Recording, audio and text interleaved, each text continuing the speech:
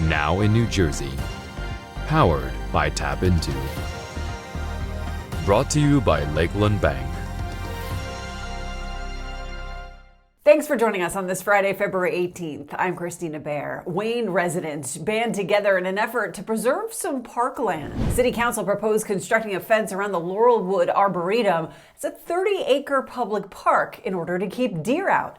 TAPinto Wayne publisher John Ferris Meredith has community reaction. It's a beautiful place. It really is. It's actually very, very well known throughout North Jersey, the Laurelwood Arboretum. The township has worked with the Friends of Laurelwood Arboretum, which is a nonprofit all-volunteer group that manages, they garden, they weed, they just, as they said at the town council meeting, they toil in the soil all day for the township's benefit for this beautiful park. The issue is the deer. The deer are now starting to eat the azaleas and the rhododendrons. And I shouldn't say start, they've been doing it for a long time. And this idea of putting up deer exclusion fencing has been, it's been a couple years in the making. So really the fencing is the solution, but the Friends of Laurelwood Arboretum, they understand that this place is about beauty.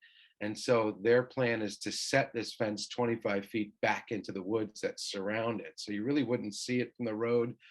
The way they described it, it would be mostly invisible.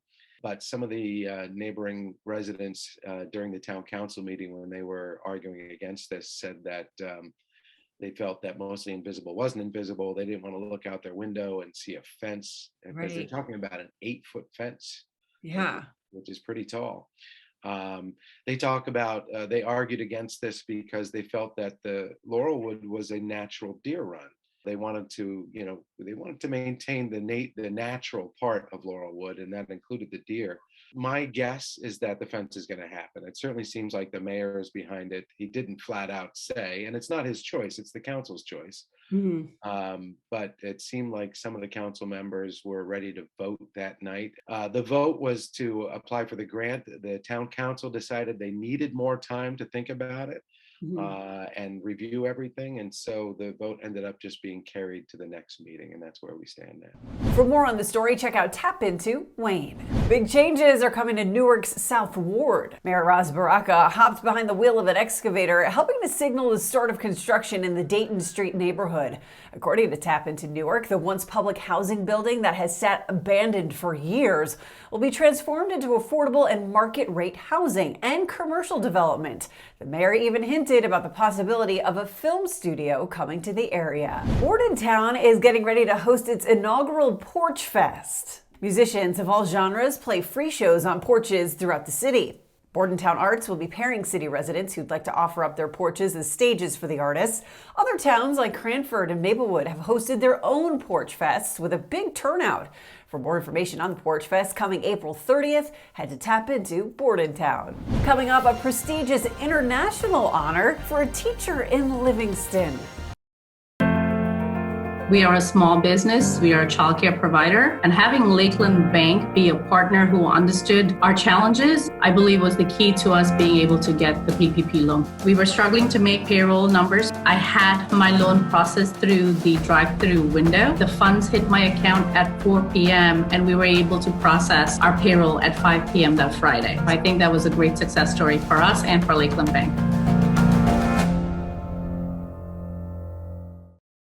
Welcome back. A teacher in Livingston receives a top international honor. TAPinto Livingston reports that Heritage Middle School technology education teacher Kenneth Zushma is the recipient of the International Technology and Engineering Educators Association Award. That award has only been given to 4 New Jersey teachers in the last 25 years. Fellow teachers, students, and parents say the recognition of Zushma is well-deserved. Meantime, 2 Kenilworth Boy Scouts moved up to the distinguished rank of Eagle Scout. TAPinto Kenilworth reports that it took years for Andrew Gasper and Joseph Grimaldi to reach that status, working their way up the ranks and each completing a community service project. To receive your local news from TAPinto in your inbox every day for free, sign up at tapinto.net/enews. Thanks for joining us. This has been Now in New Jersey, powered by TAPinto, sponsored by Lakeland Bank.